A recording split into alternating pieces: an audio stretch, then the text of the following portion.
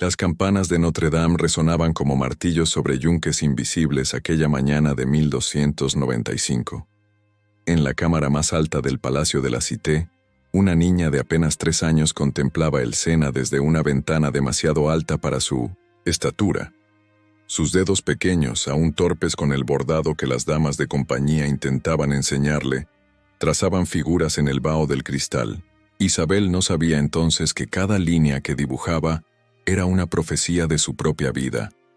Trazos sin destino, borrados por el tiempo y la voluntad ajena.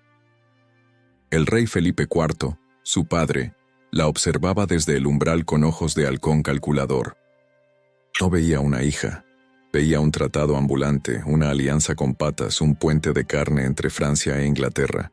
La decisión ya estaba tomada, sellada en cera roja y enviada a través del canal. Isabel sería prometida al príncipe Eduardo, heredero del trono inglés. Tenía 4 años cuando los embajadores llegaron a examinarla como mercaderes evaluando seda oriental. La ceremonia del compromiso fue una parodia grotesca del sacramento. Vestida con brocados que pesaban más que su propio cuerpo, Isabel permaneció inmóvil mientras hombres con barbas grises recitaban juramentos en latín que ella no comprendía. Su mano infantil fue colocada sobre un misal. Sus labios repitieron palabras vacías de significado. «Prometo», dijo, sin saber que prometía su alma, su vientre, su voluntad futura a un desconocido que vivía al otro lado del mar. Las damas de la corte la preparaban desde entonces para su destino. No para vivir, sino para representar. Le enseñaban a caminar con gracia portando coronas de plomo para fortalecer el cuello, a permanecer horas de pie sin mostrar fatiga, a sonreír sin mostrar los dientes, a hablar sin decir nada. Su infancia fue un largo ensayo para una obra que duraría toda su vida. En los aposentos reales, los tapices narraban historias de santas mártires y reinas virtuosas. Santa Catalina, decapitada por negarse a casarse con un pagano. Santa Úrsula, atravesada por flechas junto a sus 11.000 vírgenes. Isabel aprendía a leer siguiendo con el dedo las letras doradas de sus leyendas, sin comprender que ella también sería sacrificada, aunque de forma más sutil, más civilizada, más cruel. Los años pasaron como sombras en la pared. A los 7 años ya hablaba un inglés impecable. A los 8, conocía de memoria la genealogía de los Plantagenet. A los 9, podía recitar los derechos y deberes de una reina consorte. A los 10, su cuerpo comenzó a transformarse, y con él, la urgencia de los cortesanos por consumar la alianza. Su único refugio era la capilla real, donde las vidrieras fragmentaban la luz en 1000 colores sobre las losas frías. Allí, ante la imagen de la Virgen con el niño, Isabel susurraba plegarias que no eran oraciones sino preguntas. ¿Por qué yo? ¿Por qué tan pronto? ¿Por qué sin amor?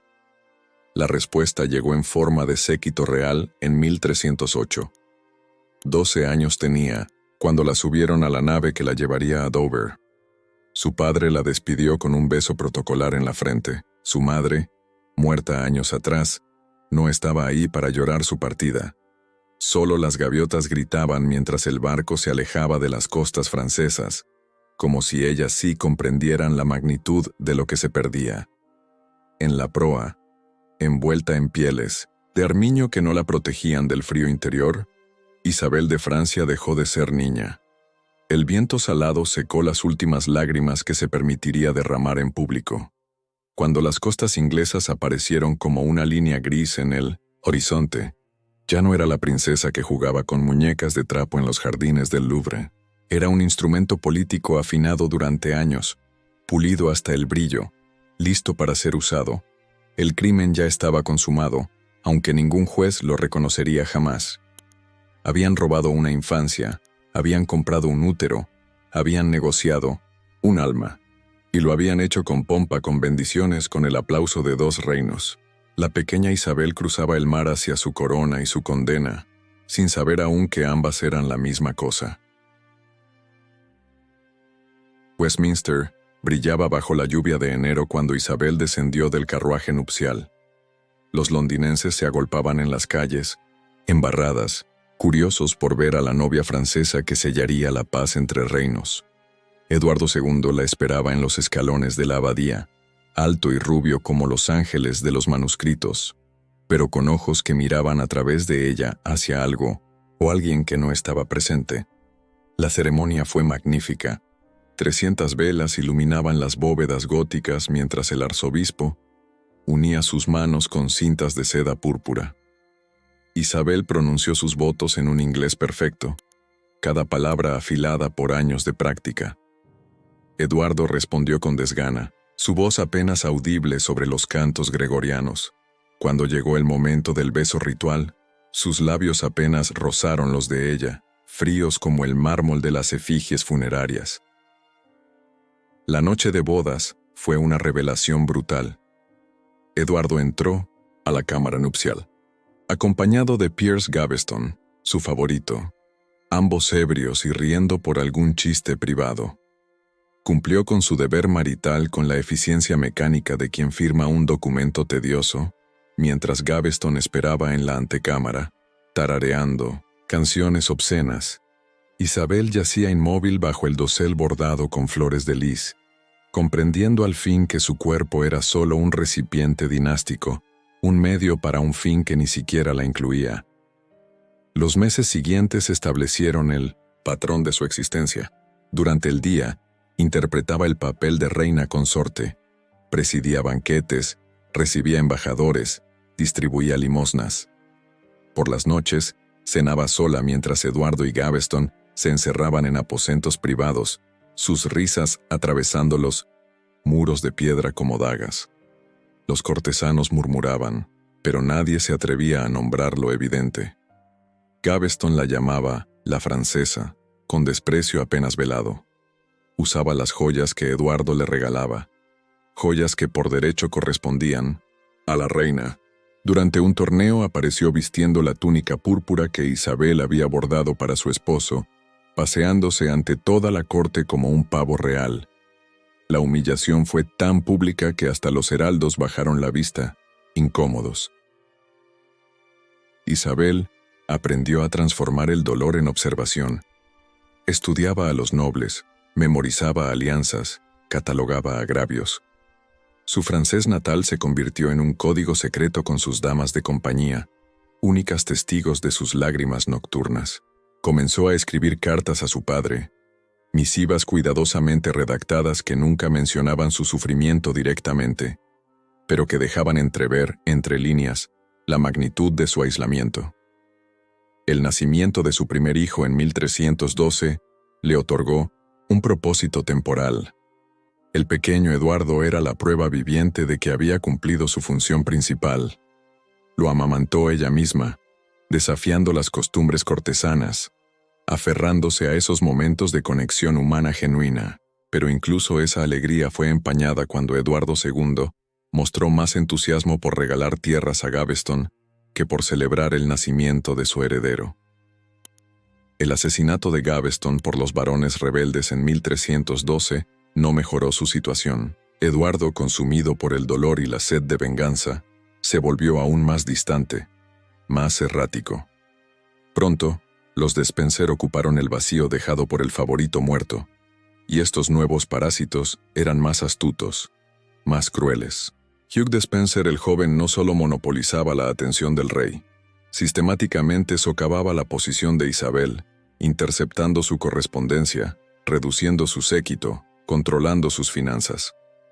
Las reuniones del Consejo Real se convirtieron en espectáculos de degradación. Eduardo ignoraba sus opiniones. Los Despenser se burlaban abiertamente de su acento cuando intentaba hablar. En una ocasión, Hugh el joven sugirió que quizás la reina sería más feliz en un convento, donde su virtud francesa podría florecer sin las tentaciones de la corte. La amenaza implícita heló la sangre de Isabel, pero mantuvo la compostura, sonriendo como le habían enseñado desde niña. Su segundo embarazo fue un calvario solitario. Eduardo apenas la visitaba, ocupado en sus guerras desastrosas contra Escocia y sus cada vez más extravagantes muestras de favor hacia los Despenser.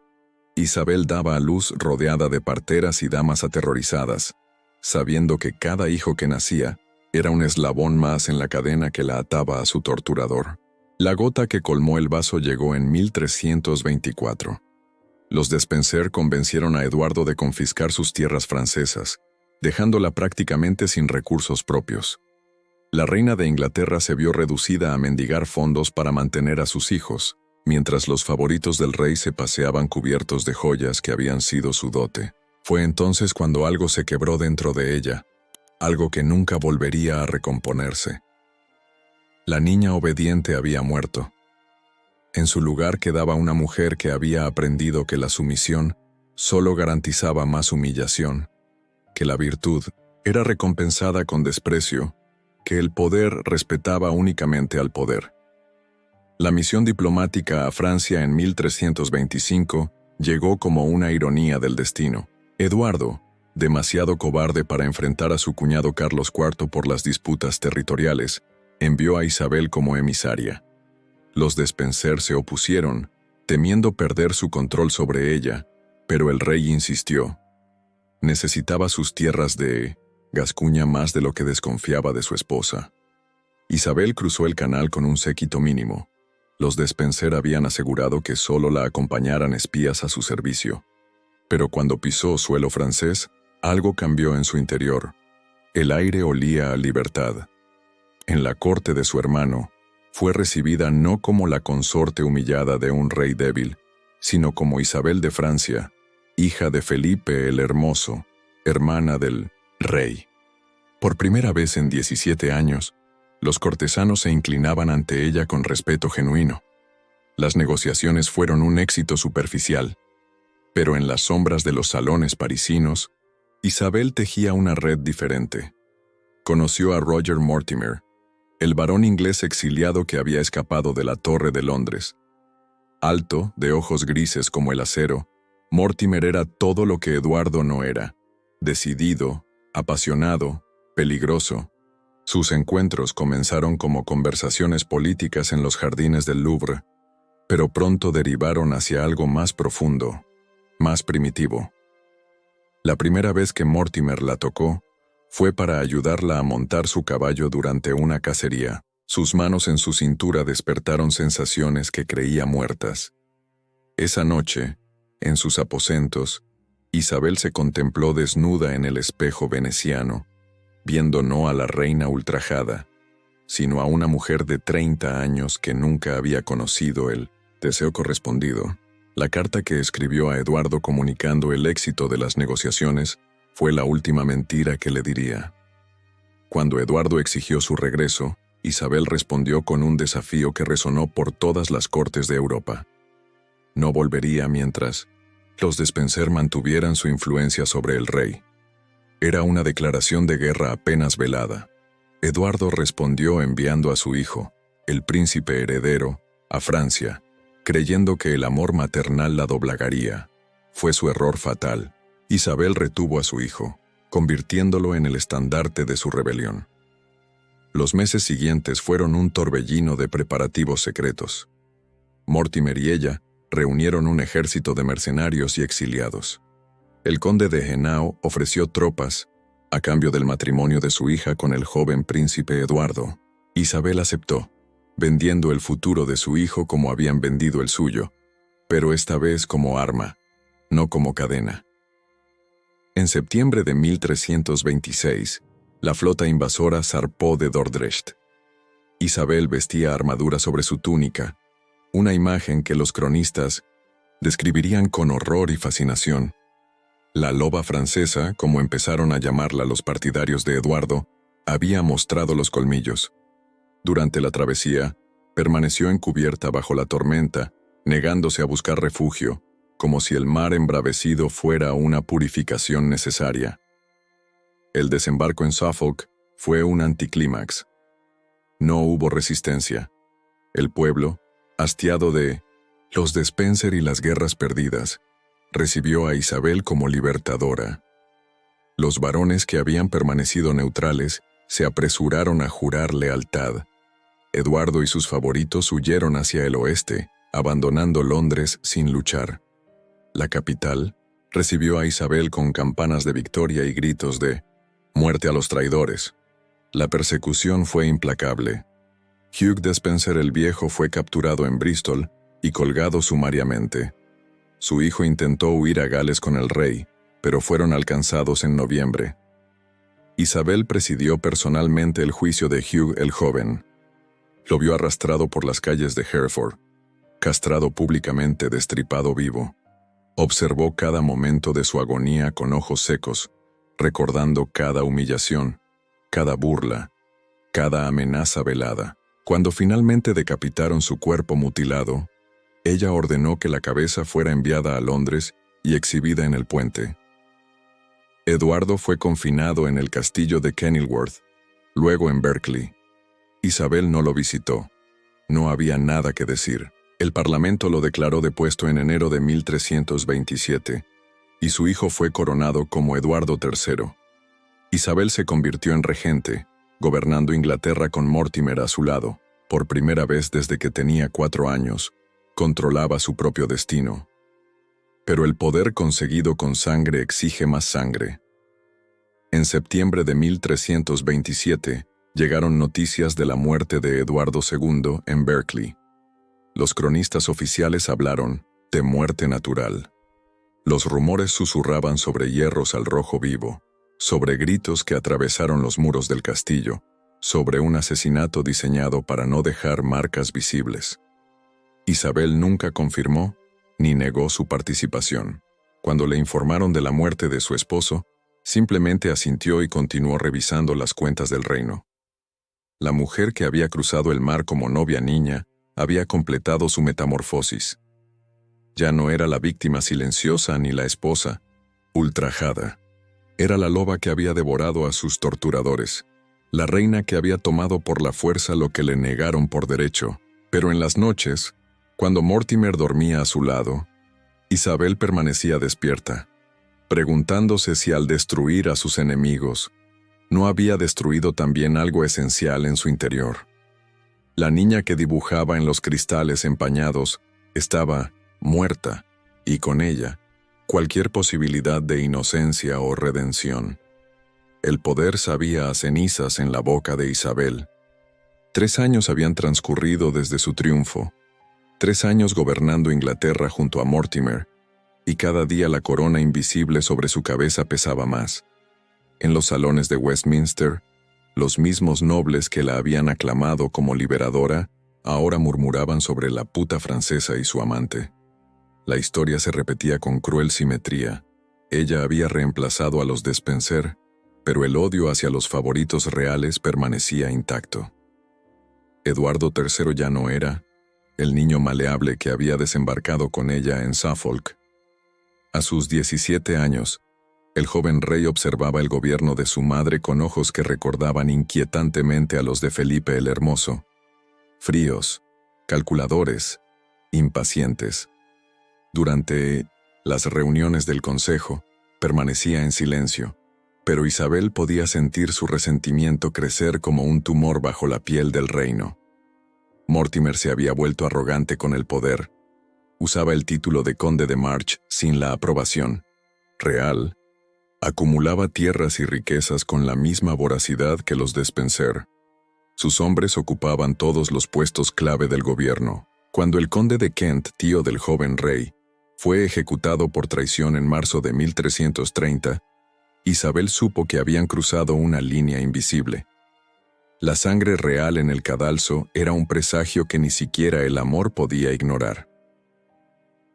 Las pesadillas comenzaron esa primavera. Eduardo II la visitaba en sueños, no como el esposo distante que había conocido, sino como un espectro carbonizado, con hierros al rojo vivo donde deberían estar los ojos. ¿Valió la pena?, preguntaba con voz de metal fundido.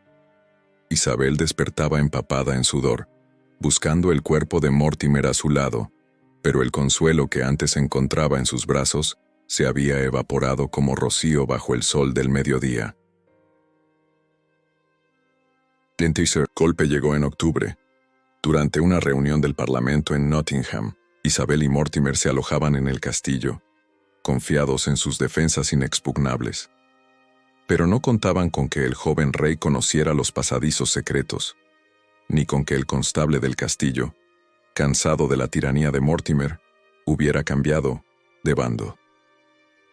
A medianoche, Eduardo III y sus hombres irrumpieron en los aposentos reales a través de un túnel olvidado.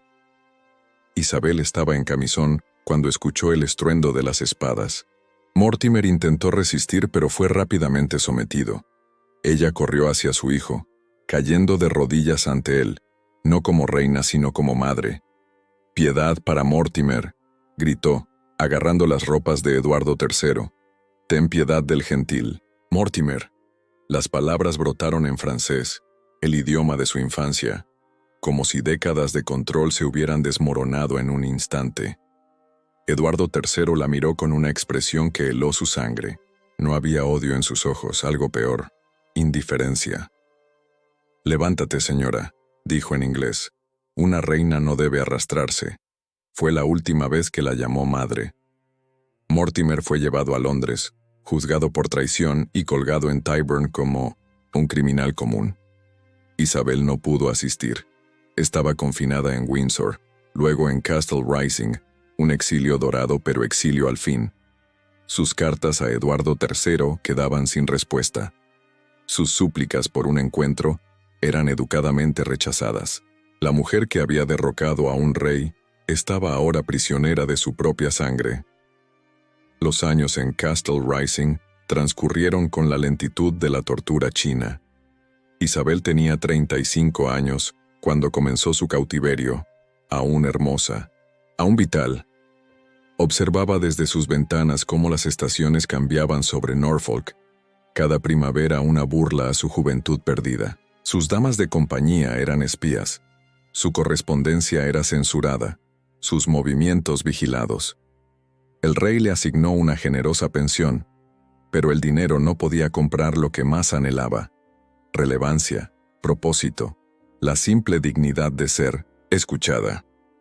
Comenzó a escribir compulsivamente, no cartas sino memorias que nunca verían la luz, página tras página de justificaciones, recuerdos, defensas de acciones que el mundo ya había juzgado y condenado.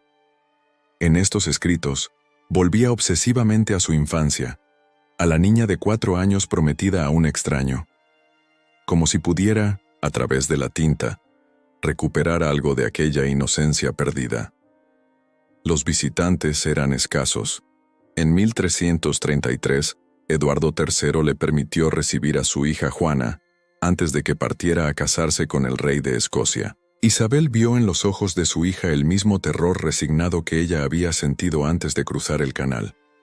Quiso advertirla, prepararla, pero las palabras murieron en su garganta. ¿Qué consejo podía dar? Que no confiara en nadie. Que el amor era un lujo que las princesas no podían permitirse. Que el poder obtenido se pagaba con el alma. Juana partió con las mismas ilusiones con las que Isabel había partido, y ella no tuvo el valor o la crueldad de destruirlas. Con el paso de los años, la hermosa Isabel se transformó en una anciana antes de tiempo. Su cabello dorado se volvió gris, luego blanco como los huesos. Sus manos, que habían firmado sentencias de muerte, temblaban al sostener la copa de vino.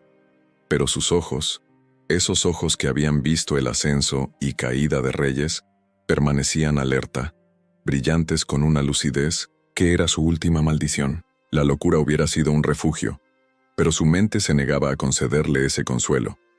El 22 de agosto de 1358, Isabel de Francia exhaló su último aliento en Castle Rising.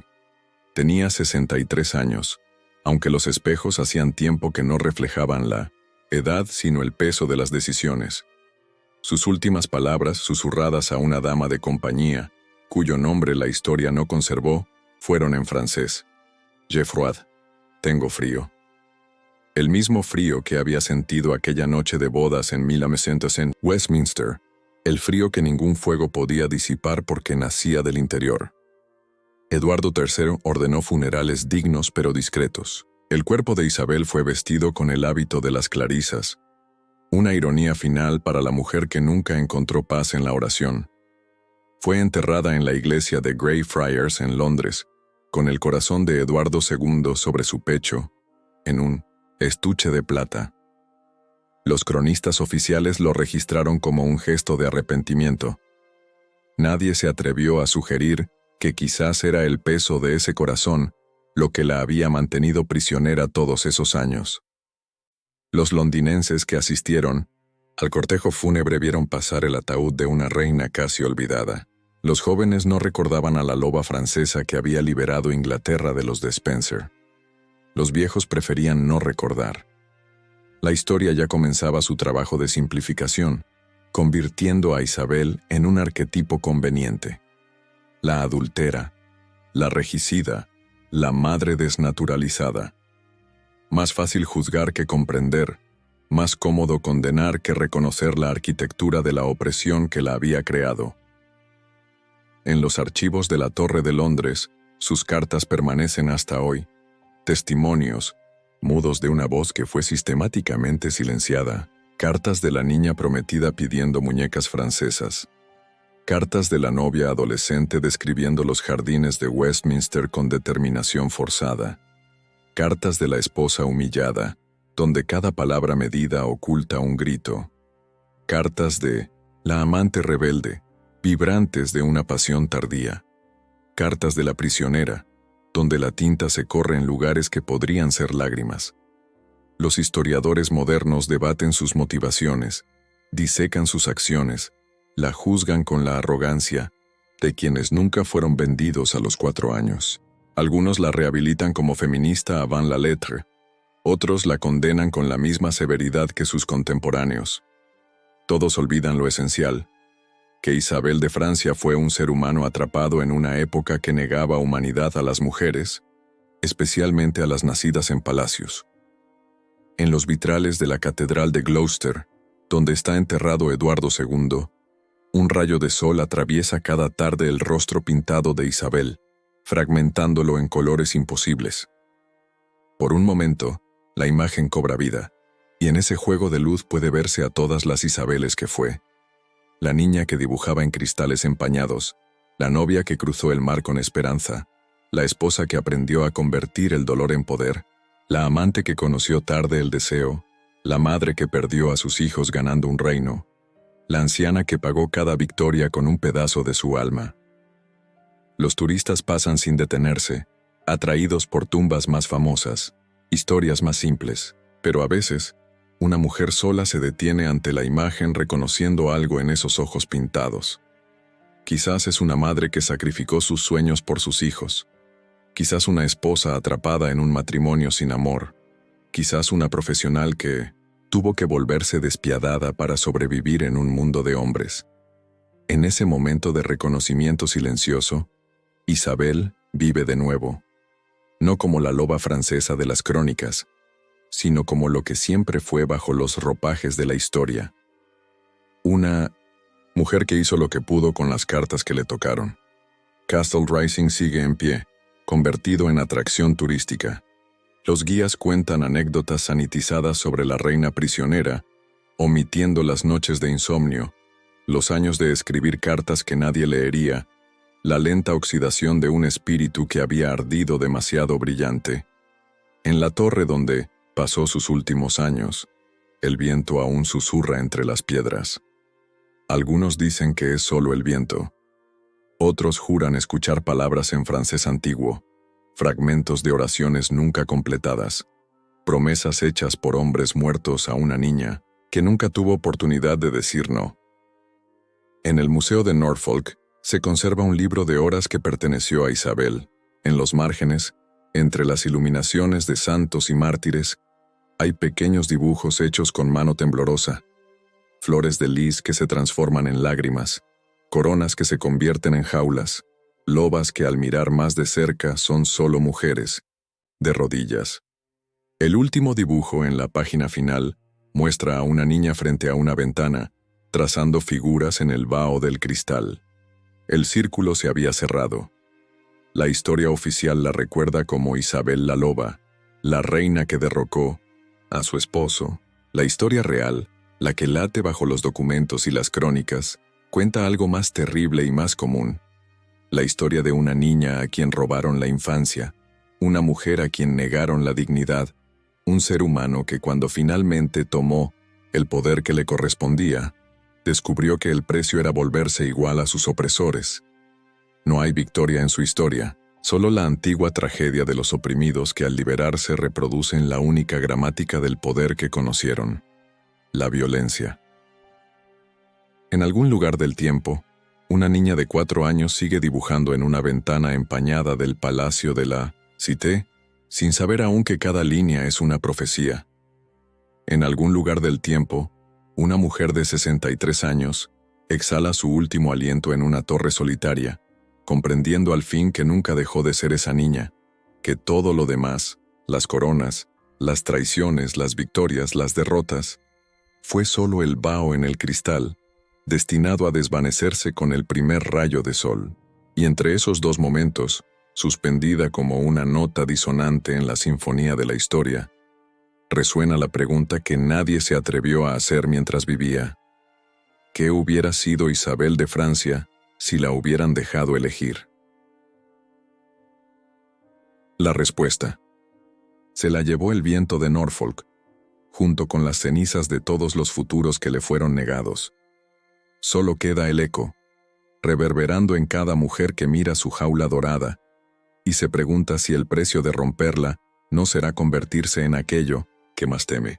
Isabel de Francia lo pagó completo, y su fantasma nos observa desde los márgenes de la historia, recordándonos que entre la víctima y el verdugo a veces solo media una oportunidad, y que la verdadera tragedia no es caer, sino descubrir que, al levantarse, nos hemos transformado en aquello contra lo que nos rebelamos. En Castle Rising, el viento sigue susurrando. Son solo piedras y viento, se dicen los turistas acelerando el paso, pero las piedras recuerdan, y el viento lleva mensajes que preferiríamos no escuchar. Porque en algún lugar, en este preciso momento, una niña está siendo prometida a un extraño, y la historia de Isabel de Francia comienza de nuevo, con diferentes nombres pero idéntica estructura. La loba francesa duerme bajo el mármol de Greyfriars, pero su aullido resuena en cada mujer que descubre que para sobrevivir en 1900 un mundo de lobos a veces no queda más remedio que mostrar los colmillos, aunque el precio sea olvidar que alguna vez fuimos humanas.